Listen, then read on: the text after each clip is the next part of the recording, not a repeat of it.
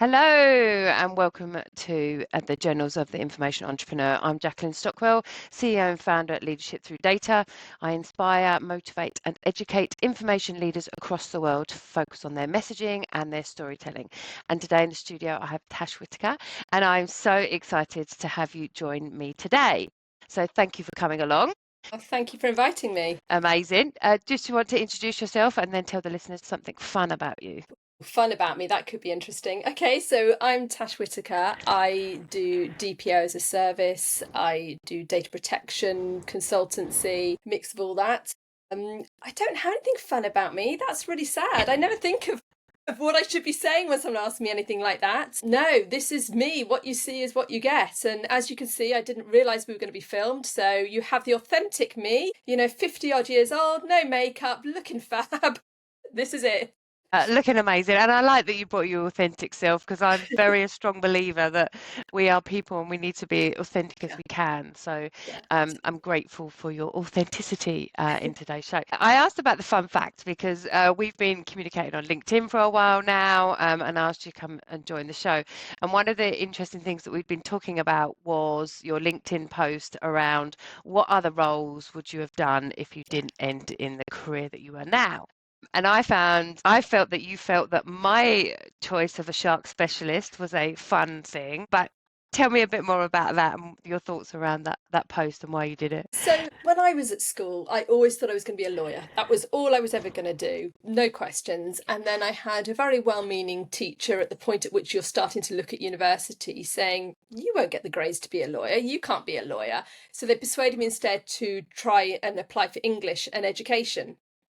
There's another side story in there that I did get onto English and education, discovered I hated children before I even started the course because I worked at a summer school and I just found the university and I was like, what have I done? I cannot be a teacher. I would be the worst teacher in the world.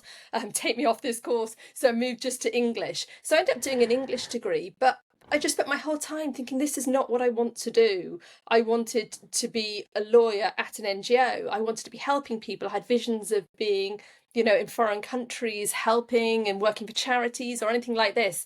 And when I finished uni, I was like, I don't really know what I'm going to do. So I literally was applying for anything. I applied to be a guide dog for the blind trainer.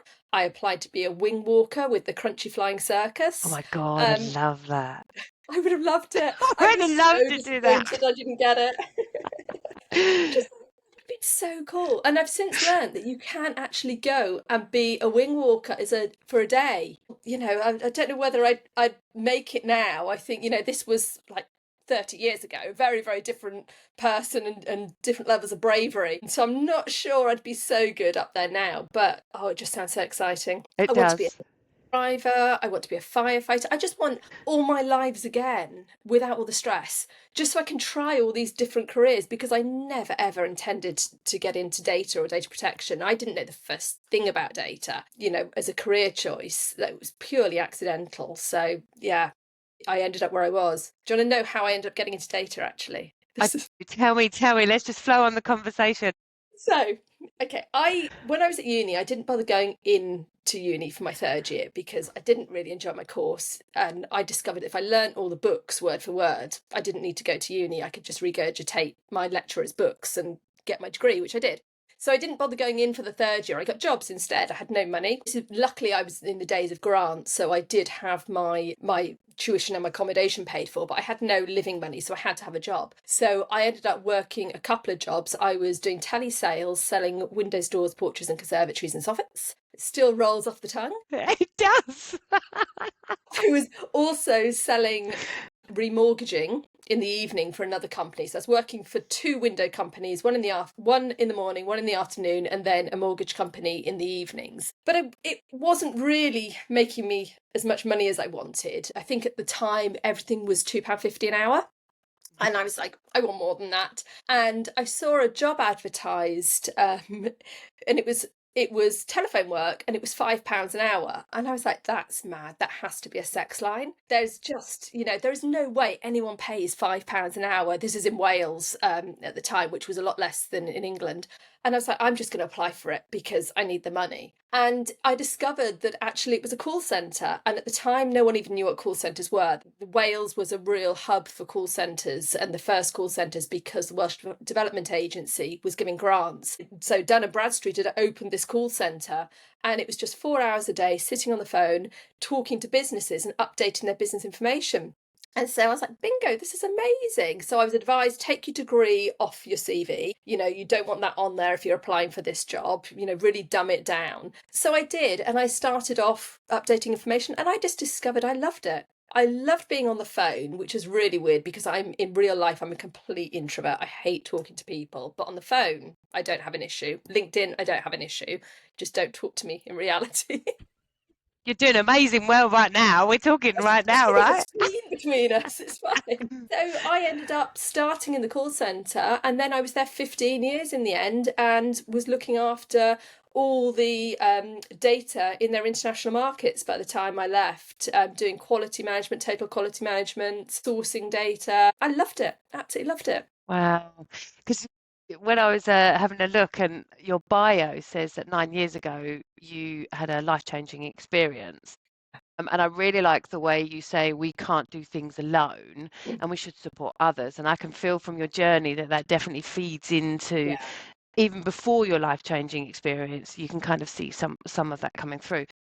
So how has this personal experience influenced your professional life and the way you approach work? So it has been very much a before and an after. And just for context, it was a work event. I got hit in the face with a baseball bat, or rounders bat for proper UK people, which smashed everything essentially. So at the moment, everything from my cheeks upwards is pretty much made of metal, and there is some brain damage as a result. So I think before that, I was very much concentrating on my career. I'd done 15 years at Dun& Bradstreet. I then did 6 years at Cisco, went back to Dun& Bradstreet, and was at that time covering anti-money laundering, which again I loved. And I think when this happened, I discovered that I wasn't as good anymore at finding the words I needed when I was talking. I couldn't cope in an office. Everything was just too loud, and I'd have to sit in a corner, and I just felt really uncomfortable. Plus, I started swearing a lot, and you can't do that in corporate life. So that sort of really made me realise I don't really fit in the corporate world anymore.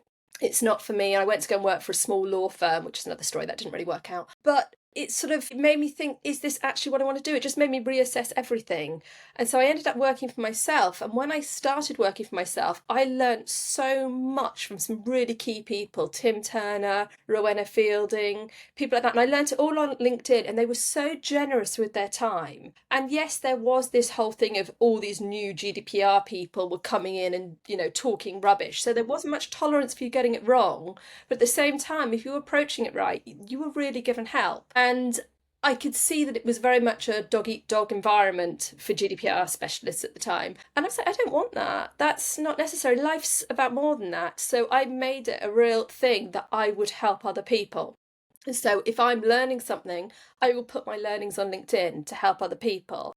If I don't know the answer to what seems to be a really basic question, I'll ask LinkedIn, because I'll be like, look, I've been doing this now, data protection, 7 years maybe. I've lost track. I know a lot. I work with a lot of clients, but there's still basic stuff I have to think about. I have Slack groups that I've set up, one for DPOs who have got a lot of knowledge, where we can talk about really complicated-y stuff, as well as gin and wine and that sort of thing. And then another Slack group for people slightly earlier in their career, where some of us are there and we can help answer their questions and be a sounding board for them, because where else do you go for that? And so for me, it's all about helping other people with their jobs and just making people's lives easier, because we should be doing this. We should all be helping each other. It shouldn't just be each for ourselves. That's not how life should work. Yeah, and I totally agree with you. I'm just going to unpick a couple of those bits Oh there. So goodness. no, all is good. So I started my business the same time you were independent as well. So I totally understand the dog eat dog in that kind of world, and how you present and set yourself. And I had a similar experience as well, that I just wanted to have something completely different to training and Mm, data protection training. And it's kind of putting that on the table, isn't it, for all to kind of see. But it's having the confidence and the bravery to do that at the time. yeah. And very much so, I also had some good support networks from people within the industry that helped as well. And then it's that turning that on the other end, isn't it? And it's about sharing your learning and motivating, educating and inspiring, Yeah. which I think you do so beautifully well on LinkedIn. I think you've got a great approach around it. Even I follow you just to keep up with things. So keep rocking at what you're doing. The other key thing that I really like is that you use humour and personal anecdotes, thank you. I'm That's right. dyslexic, get my words wrong. And when you talked about you don't like being in big spaces, I can't do it because of my ears and my ADHD. So I find it quite overwhelming Mm. as well. But I'm digressing now on the question that I wanted to ask you. You're super passionate about data protection and beyond the professional requirements. What is it about data that you find so fascinating on a personal level? Because we're always talking about the professional level, but on a personal level. Yeah, I don't know what it is. It's strange. Whatever I'm into, I'm passionate about. I mean, very again, classic ADHD here. Whatever I'm doing, I have to do it right, and I have to get it as well as possible. So when I was selling Windows, I was passionate about Windows. I knew everything about UPVC. You know, when I did data quality management, I was totally into, you know, running Kaizen workshops and all this sort of thing. Then when I did anti-money laundering, that was my thing. Now it's GDPR. And I love it. And if I find I can do it, I just get really, really passionate about it, want to share it with everybody, want to make it really easy for people to understand.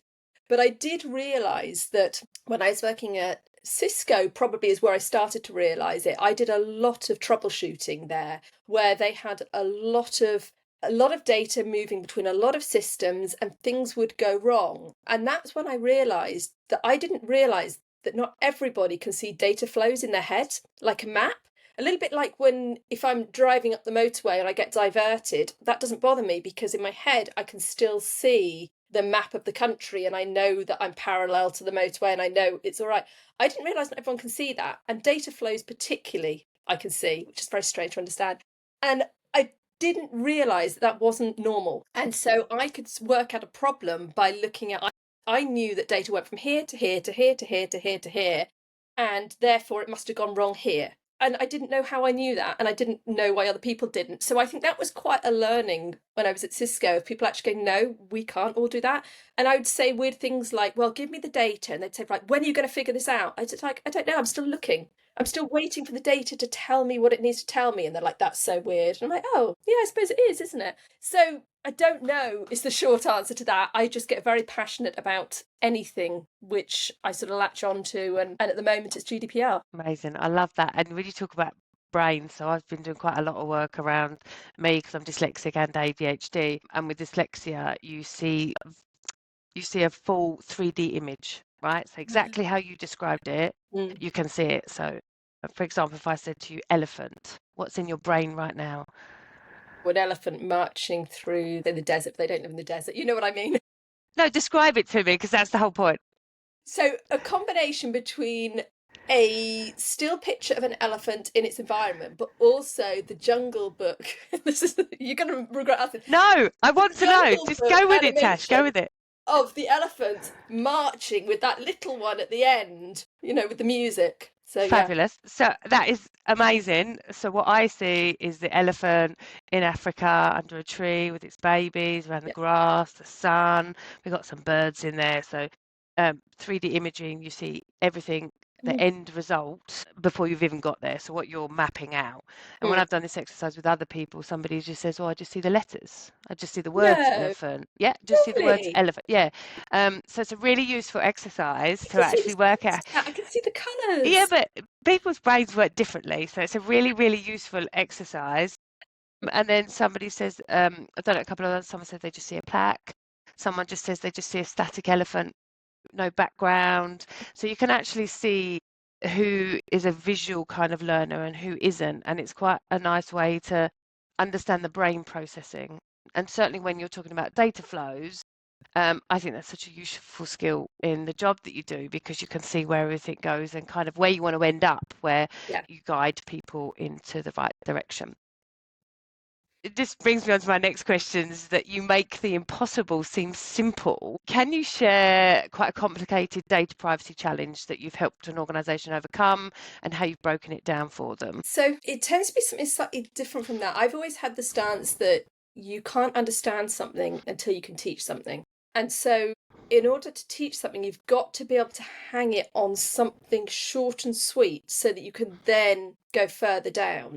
So I think probably the best example of this is we get a lot of questions. What's the difference between a ROPA, a record of processing activities, and an information asset register? And in my head, the way I see that is that the information asset register is looking at, let's see if I can explain this simply, is looking at, imagine you've got a road, okay, and you've got 6 houses on that road. The information asset register is telling you what the road is called, it's telling you that the houses are there, telling you how many rooms those houses might have, how they're locked, how the door locks and everything else. Your ROPA is telling you what's happening inside those houses. It's telling you about the processes happening inside and as they flow between the houses. So the information asset register is what goes on a party invite, whereas the ROPA is what goes on Facebook afterwards. It's all that activity. And so that's how I try and explain things to people, sort of to try and make it a little bit more tangible to them, but also to make it short. Because if I read something and I zone out halfway through, which I do very, very easily, I mean, as you can see, I didn't read the full instructions for this because I didn't realise I was going to be recorded like this. I zoned out. So I need things to be short and sweet so that you can then deep dive further once you've got the basics. You have to get the concept before you can learn the detail. Yeah, and I love that. And you're painting a picture in their mind about those, which attaches to an emotional connection, which gets them to do something. So I'm a huge advocate of that. So amazing. I love that analogy. So now I want to talk about women-led businesses. So you're the director of your own company, so Yeah. Whitaker Solutions. What has been your experience within the industry about being a women-led business in the field, which has predominantly been male-dominated? It has. I used to go to conferences back in the day around data, any data conference before data protection was a big thing. And it used to be amazing because the women's toilets, there was never, ever any queue. It was great. When I moved into data protection, I saw that change slightly. That was very much, the queues started getting bigger and bigger at every conference. And one of the reasons I was given for that was quite interesting and quite sad, actually. It was because generally compliance was not seen as something that anyone really wanted to do. So it was given to the secretaries to do, who were predominantly at the time female. And then these women have come up through the ranks because they know everything about data protection and compliance and they're really, really good at it. And that's how they've become the more senior leaders in the industry for data protection, which I thought was really interesting.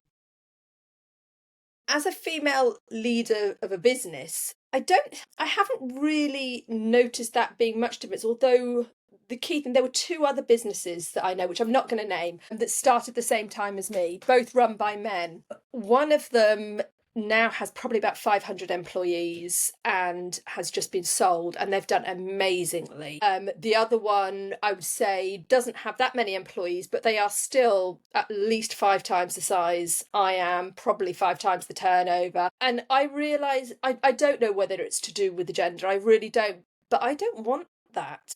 I want to do a good job for my clients without the stress. So I don't have the same drive, I don't think, as some of the male-led businesses that I interact with. I'm trying not to be too general here, but the ones that I interact with, I see them pursuing, high growth. They're not scared to take risks. I'm much more risk averse. And when I've taken on employees, it's always been a constant worry to me. Can I afford to have these employees? What happens if 3 years down the line we don't get enough revenue in and I have to let them go? And that really, really plays on me. And I do think that is possibly something to do with gender. I'm probably going to get into terrible trouble now, aren't I? Sort of being very, very, what's the word I'm after, stereotyping here. But I do tend to notice that women-led businesses in this area are the smaller ones. The male-led businesses are the ones with the high growth. And that's really the big difference I see. Yeah, and I definitely relate to that we're a female-led organisation and we have challenges, I was interested to get your perspective on it as well, because we upcome those challenges. I think I posted it on LinkedIn that I went to a conference and event and a gentleman was telling me that my dad was to thank for my success. So it was kind of this, really? I don't think he is. And if you've read my book, my dad used to work for Ford Motor Company. So we're not in 2 ends of the spectrum of the field. Well, I changed my accountant for a very similar reason, sort of a a slightly older male. So the business that I have was actually already set up by my husband for his work. And so I just joined that, and he's since left the business, and it's just mine now, and has been for the last 6 years, I suppose. So we would go to the accountants together. I have a older daughter. I have 2 children. I have one that's, oh my God, 28 or 29. I should know that, shouldn't I? I lose track of what year I'm even in, let alone how old my children are. But my oldest is about 28, 29. She's amazing, honestly. When she was at uni, she was holding down 5 jobs as well as doing uni. She's now the CEO of a charity. Just is absolutely amazing. My younger one's still at school. She's also amazing, but in different ways. And I remember we were talking to the accountant about this, and the accountant, for a start, was constantly referring to me as the wife, and mentioned that I really shouldn't be a director if I wasn't contributing to the company, when I had contributed like 80% of the revenue that year. Could never remember what I did, but at one point when we were talking about our daughter, he turned to my husband and said, "Oh, she so clearly takes after you, doesn't she?" I just sat there, and we walked out of that office, and my husband wet himself laughing, and he's like, "I guess we're changing accountants then." I was just like, how dare you? Where does this come from that you think that? Oh yeah, see, it still riles me now. It's like, no. I agree, and and I feel that, and there is, unfortunately, we still have that within the industry that we have, which is a real shame. I've Yeah. got some super supportive male colleagues, partners and all that, but you do unfortunately get that. We have run out of time, Tash, so we've been chatting. I know, it's been amazing. How can the listeners, the final thing is, how can the listeners reach out to you? And what's the one thing you want them to remember from your podcast? So to reach out to me, follow me on LinkedIn. It's the only place I'm at. I don't have a website. I don't have anything else. I just work through LinkedIn. And I think what I'd like to remind people is I've had so many different jobs, and we didn't get into it, but when I started in GDPR at the law firm, I knew nothing about GDPR. I had to just jump in and learn it. And so I would say you can do absolutely anything you want to do. You just have to be willing to put the work in and learn, and let other people help you learn as well, but always question. A lot of people that talk to me on LinkedIn, they'll see that they will say something, and I will ask why, how.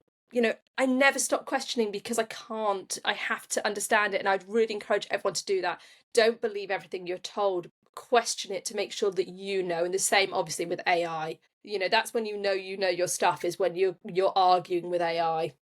So question everything, but learn from around you, because there is so much to learn. So thank you for listening to the Journals of the Information Entrepreneur with me, Jacqueline Stockwell. I hope you found this episode inspiring and helpful, and have some takeaway tips that can be useful to you. If you liked this episode, please like, review and share it with your friends. Your support helps us reach more information leaders to stay inspired and listen to great content. Want to test out your strengths and weaknesses and measure it against our Empower framework? Please complete the scorecard. It's a great way to improve and evaluate your skills. You can find the scorecard at the end of the description of this podcast. Stay tuned for a new podcast every Thursday, and remember to be bold, be brave and be beautiful.